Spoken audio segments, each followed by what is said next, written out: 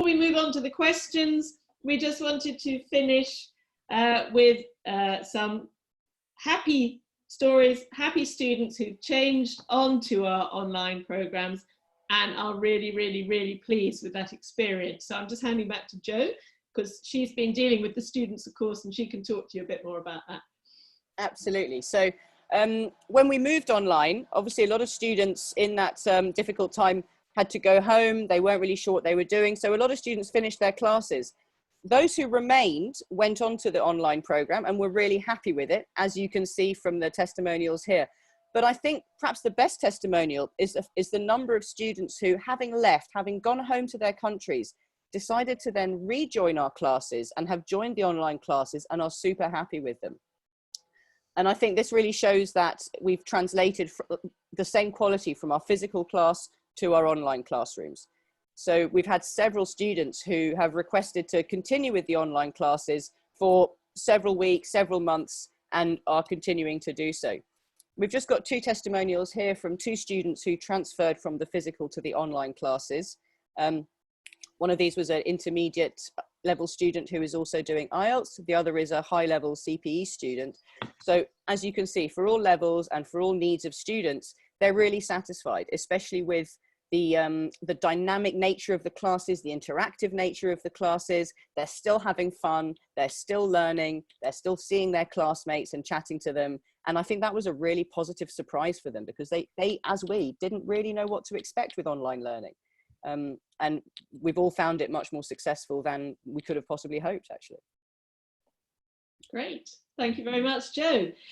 Just before we move on to the questions though, I just wanted to very quickly remind you all, you should have all received our online courses brochure, which lists our USPs, you know, why we're great, the different courses we're doing, the fees and the examination fees and details. So we sent that out to every single ETO on our database, so, and I think we sent it twice. So if you haven't had it, have a look in your junk or let us know. So you've all had the online brochure, I hope.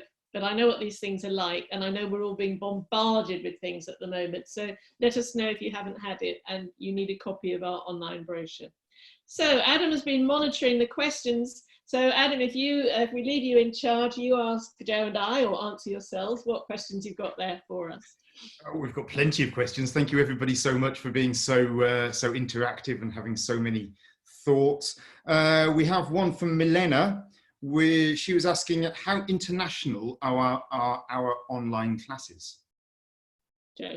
We still have a very good nationality mix, as we always have. I think we have one of the best nationality mixes in the industry, and that has translated to online. So we still have a very good nationality mix. We're not dominated by any one nationality at all. So I think that's really great. Yeah. We also have a question from Olga regarding the activity program. Yes, Olga, so she asked if the activity program is free. It is free. It is included any student that signs up for any of our courses. So even if they are part-time courses or they're one-to-ones for just 1 hour a day, they still are able to join in with our social program.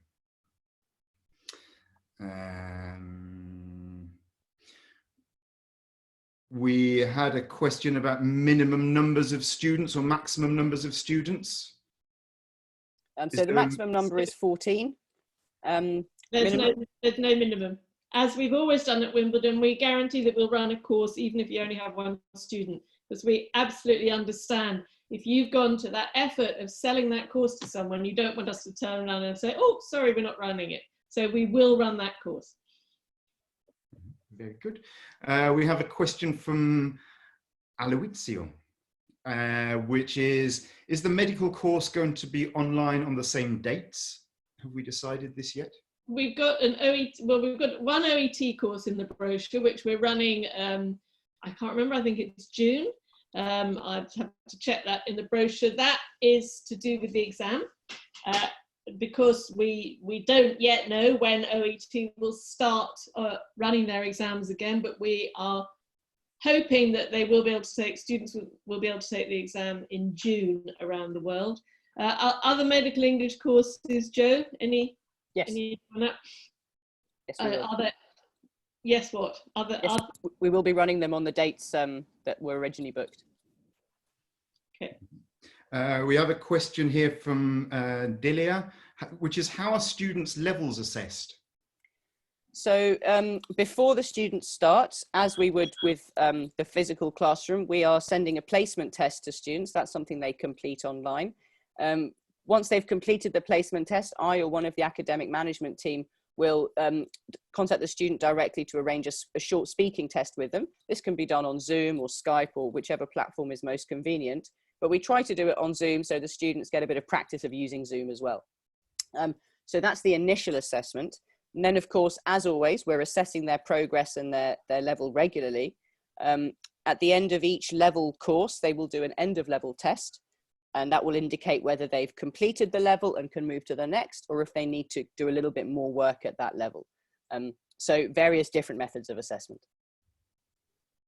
And to answer Abdur Razak's question about how we invigilate the placement test, well, we explained to the students that it's very important for them not to cheat because this is the level that they're going to go into, and we set a time limit.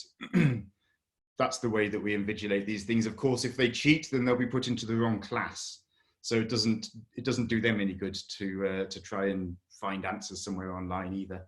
And if I could just jump in there, that's why we also do the speaking test, just to ensure that the level of the student is as we expect. And of course, sometimes speaking and written levels are a little bit different as well. So it's really good for us to get an all-round view of the student's level. Very good. If, and further to what Adam said, if the student is placed in the wrong level for various reasons, of course, we're very reactive. We can change them immediately and put them into the correct level according to what the teachers and what the students are telling us. Excellent. We have a question from Salvani about what disciplines we can study for medicine. So can somebody from pharmacy or nursing also study English for medicine? Yes, absolutely. Our OET course is geared towards nursing and medicine professions. So we cover the nursing side of that as well as the doctor side. For our English for medicine more general course, again, that covers all aspects of medical English. So that would definitely be appropriate for somebody who's in nursing. From pharmaceutical studies, perhaps not quite so relevant, but they would still be very welcome to join. We've had people on the course who are not direct medical professionals, but work within the medical industry, and they found it very useful in the past. So yes, that would be fine.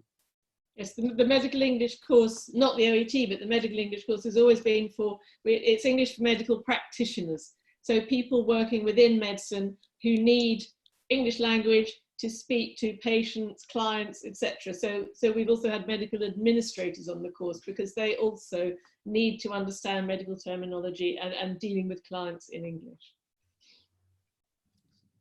We have a few questions about fees. So one of the questions from Marina was they have a student who is enrolled for a 2-week course with residential accommodation. They've postponed the course at the moment until a later time, but they don't know when that student would be able to join at the moment. If the student decides to transfer the course to online delivery, could he use the accommodation fees to extend his course? Yes, no problem. Excellent. So just to note there on cancellations, we are offering full refunds for all cancellations. Of course, we prefer students to postpone. We prefer to give a credit voucher. I think it's 3 years our limit on our credit voucher, but we will give a full refund. So we don't want people to be worried about booking and worried that they're going to be stuck with the voucher and not get their money back, unless you, the agent, has some reason why you don't want to give the refund. So our refund is always in agreement with the agent and via the agent, but that is our general policy. We have another one from Suradech about, so the question is, are there any differences in terms of incentives or fees between students who register via an agent or students who register directly with the school? No, we have one fee. That's our published fee. It's on the website. That's the way we've always worked. There's never been any difference there. Yeah, no. But we think actually for students, particularly in this new online world, I think it's even easier for people who are not offering very good courses to give the impression that they are. So actually, I think that you, the agents, are even more important with these online courses, because it's that trust. You know us, and the students, we hope, will trust you. I think people should be very, very, very wary about just going and booking any online course. Be careful, you know, they need to be really, really careful. So I think you are crucial, so that students make sure, so students know that they really are getting a proper bona fide English language course taught by qualified, experienced teachers. Just a thought from me. We have a question on scheduling. The question is, are we considering offering lessons at the weekend or earlier in the morning, specifically for closed groups or one-to-ones? We can, our scheduled classes are not for evenings and weekends, but we are very flexible, and we can certainly work with you and sort of see what we can offer. Yeah, if it's a closed group or a one-to-one, yes, we can. Yeah. Weekends we can do early in the morning. That's fine. Not, I mean, you know, early in the morning. Maybe not 4 a.m. That's a little bit too early. But you know, so we could start certainly 8 a.m., 7 a.m. Yeah. And we have a question on materials from Irene, who asks, do students on general or exam courses use course books? Yes. Yes, so we're using a combination of online course books, published materials, which we share the screen with the students, and teacher prepared materials. So depending a little bit on the course, depends on exactly what combination of materials they use, but yes, we are using course books. And another one from Fabiana, again about fees. She would like to know if we have any fees ready for the Young Learners program of the summer, the Young Leaders program over the summer yet. No, within the next 2 weeks. So we're hoping to have it done by next Friday, 1st of May, but definitely by the 8th of May. 8th of May. Mm-hmm. Okay, do students need to have a printer? No, they don't need a printer. What's that? No, so don't worry. We have another one from... One point though on that is that although it is possible to follow lessons on your phone, so even if you just have a smartphone, you can still use Zoom on the phone. However, that does make it a little challenging when you're looking at materials as well as the screen. So the teachers will often send materials either to the students by email, or they may send them through Zoom. And it's very useful if the students are on a computer rather than a phone, because then they can look at the materials and the screen. It's a little bit more challenging on a phone, but otherwise there's very few limits to the materials and access. And we have another question about the Zoom platform, actually, from Abdul Razak. As I talked a little bit about, so we are all aware of some of the security issues around Zoom, and for that reason we have installed waiting rooms in all of our classes, and teachers, students can't enter, nobody can enter the meeting until the teacher lets them in. We're not recording these classes in general, and if we do record a class for any purpose at all, the student is always asked beforehand. Do we want to do a couple more questions? Yes, I think we can keep going until 1 o'clock if okay. The participants are happy. Even if we have courses going at Lord Wandsworth, would we still be offering the online courses for young leaders? Yes, that is definitely going ahead. Mm-hmm. Excellent. From Edward, once the course is booked, will the students' agents get the scheduled sessions ahead to rehearse with the students and make sure IT is ready for the lessons? So the way that the class access works is the students are emailed with their details of how to access the classes. They actually need very little preparation. They just need to click on the go to zoom.us and then enter the meeting ID. So they can practice using Zoom themselves, but there is not a pre-class session for them to practice with the teacher. But it's advisable for the students to go onto Zoom and just perhaps have a look at it and get familiar with using it prior to starting the class. I would advise that. When we send the email, we also send full instructions on how to access Zoom, how to get into the classes too. And it's just following a link. One link the students click and it takes them basically straight to the class. So finding the Zoom classes is not that difficult. Daniela, just to make sure you do understand, the students don't need a printer. So all of the classes are online.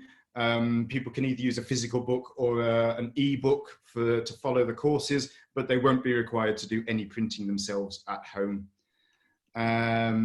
Yuka asks us if we are able to see his grey beard and untidy studio. Can we see him? We can't see you. It's a shame. I'd love to see you all. We can only see the panel, so that I can just see my friends. Just to explain about that, this is a webinar session, so you can only see the panelists. That's us. In the actual classes, it's run as a meeting. So as you can see all three of us, the students will be able to see each other and the teacher. So it's slightly different format when we're running meetings for classes compared to the webinar format, which is what you're experiencing now. Mm-hmm. Like we already mentioned, if you want to experience it a little bit more actually as the class would be, then you can sign up for one of our trial lessons.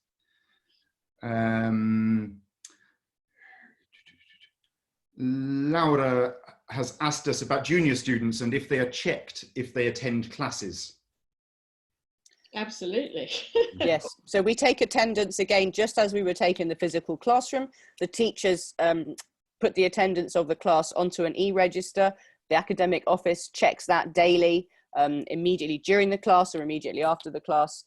If there are any junior students, so under 18 students who are not in the lesson, the teacher will immediately inform the academic office so we can contact the student and just check that they're okay, find out why they're not in the class.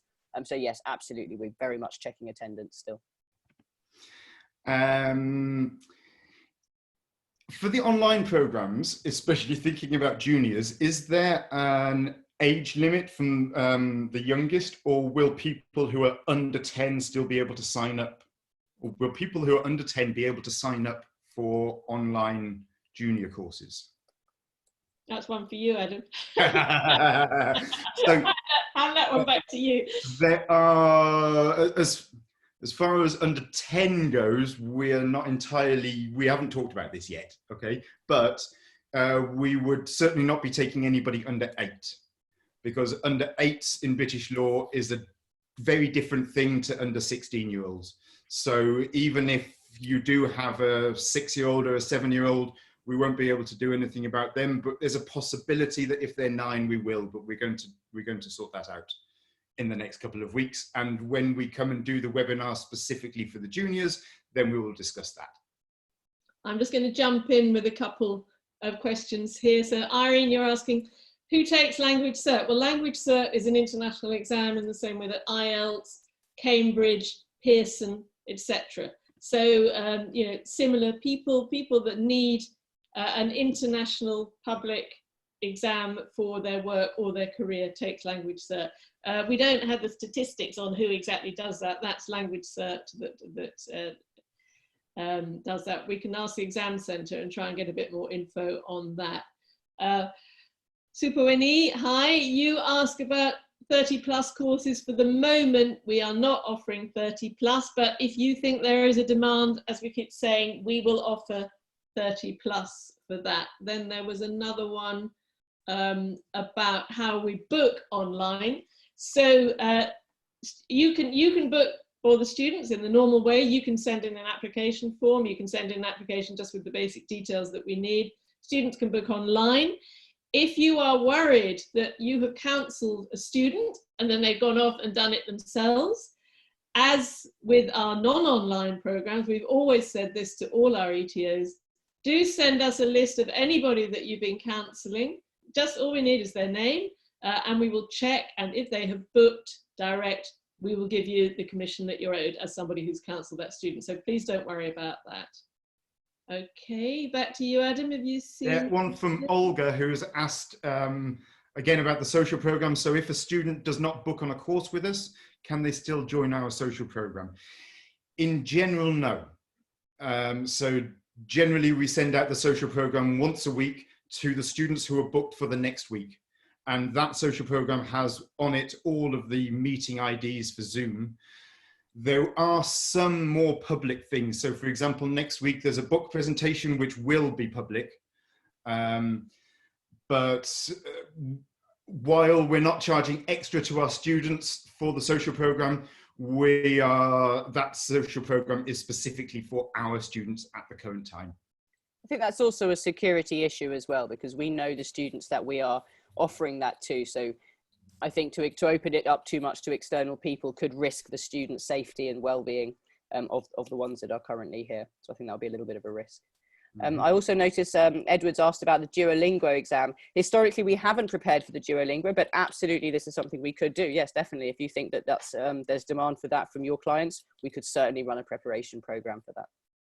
So Milena's mentioned that local governments in Germany say don't use Zoom because of GDPR. Well, Zoom is being used by most countries as far as we know, and we haven't found a good alternative. We haven't found anything that's as good as Zoom. So I'm not quite sure, I haven't really got an answer for that one. I'm not sure what to do about that.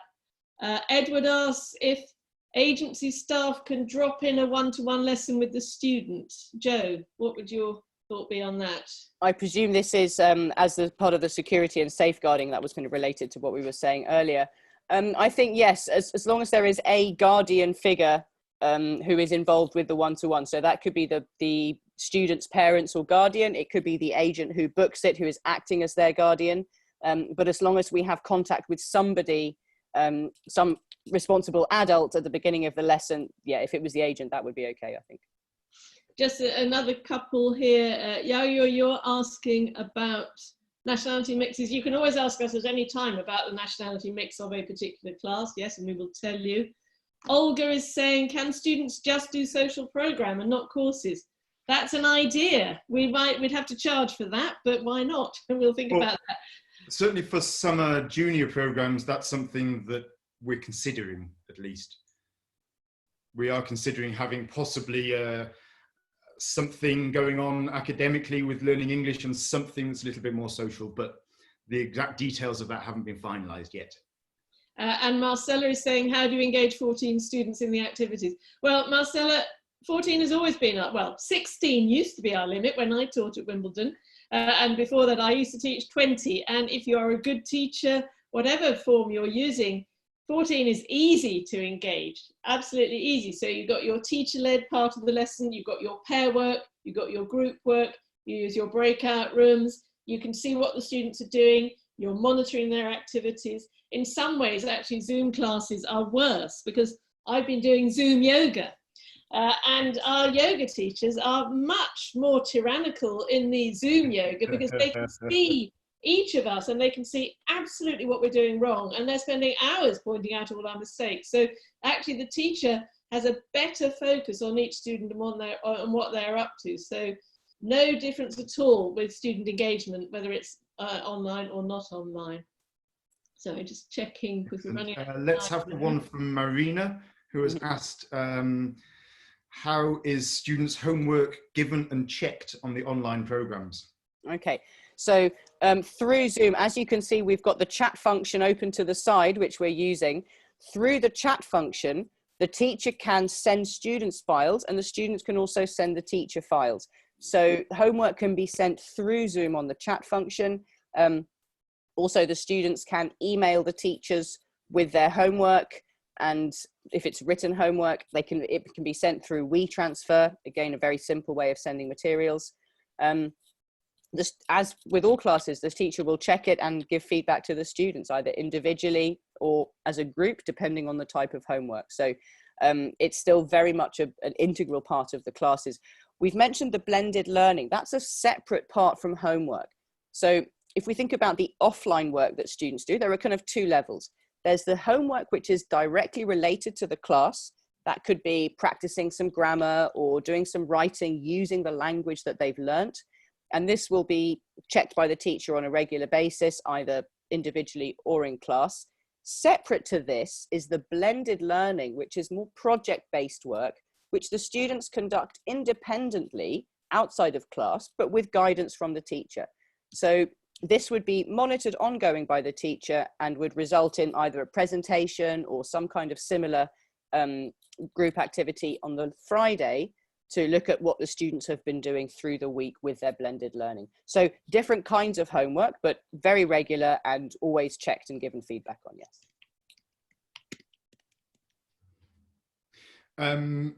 We had another one of these questions from Milena about GDPR.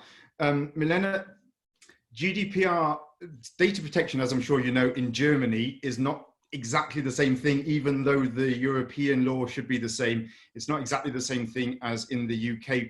We don't share anybody's personal information on Zoom. All they need is an email address to sign up. There's no dates of birth. When they're on the screen, they don't need to use their actual name. You see my name on here is WSE ADOS, which I'm not.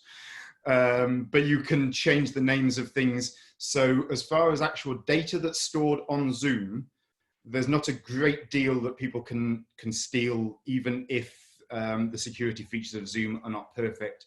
And as far as things go in class, then we've put in all of these things to make sure that our Zoom lessons are secure. Touch wood. We still haven't actually had any problems with Zoom bombing or anybody going into the wrong classes, because the classes are specified which class should be for which time and which teacher. Excellent. So I was just trying to answer Audrey's question there. Audrey, sorry, you can't find the one-to-one. They're in the brochure. The one-to-one course details are in the brochure. I think it's page 2, and the fees are on the back of the brochure, but we can send those to you. June will send you the brochure with the fees in there. So I think that is everything we have time for now. Could I just drop in very quickly to answer a question from Aloyzio? Hi, Aloyzio. Nice to hear from you. You've mentioned, is the 3 hours a day as productive as the normal classes? What we find is that we've reduced the number of hours of the face-to-face for this very reason. It's very tiring, as you're experiencing now, I'm sure, to sit in front of a screen for a protracted period. So we've reduced the number of contact hours a little to make them more effective. They're more focused in that period. And then we have this extra blended learning aspect, which the student can do when it's convenient for them and in their own time. And that way we're hoping to minimize this issue of distraction from online classes. So hopefully that answers your question. Right, I think there was one other I saw, but someone else was asking about the homework again. Very quickly, Joe, how is the homework checked? I think it was Marina, I can't remember, I've lost the question now, but how's the homework checked? I'm just looking for it. Just to reiterate, yes, as I said, the homework is sent to the teacher, and there are various methods of giving feedback from written homework online. Some teachers use Jing, which is a form of verbally recording feedback. Some teachers will annotate the writing work. They may give individual spoken feedback. It depends very much on what the type of homework is and what the focus of that homework is as well. So it will definitely be checked, but I can't give you a definitive answer of how, because it varies very much from lesson to lesson, from assignment to assignment. And a final one there about the level of our juniors programs. Juniors start at A2. We don't currently have beginners classes for juniors. Again, if you think there is a real demand, then we can run that. But if you have a demand for anything, then we do need enough students to put together in a small group. There are many other questions. If you're interested in having another webinar, let us know. We can do it, no problem. It's lovely to talk to you, even though I can't see you, which is really, really strange. I really miss seeing all of you. June is working with me at the moment in the marketing. So we have our marketing team partly on furlough and partly working, and we're rotating everybody. And we are trying to speak to you all individually as well. So if I haven't spoken to you yet, I hope to speak to you soon. Meanwhile, I think that's it from us for today. Thank you so much for joining us. It's just been great to have that connection. That's really boosted me and made my day to connect to all of you. You're very, very important to us. We're working together on this. We need to do this together. And we think WSE can still show that we are one of the best in the world if you're looking for a choice for your online. So have a lovely weekend, everybody, whether you're in lockdown or you're allowed out. Enjoy yourselves as best as you can, and please Stay safe, you, your families, your staff, your loved ones. Stay safe. Goodbye from everybody at Wimbledon. Bye-bye. Thank you. Bye-bye. Bye.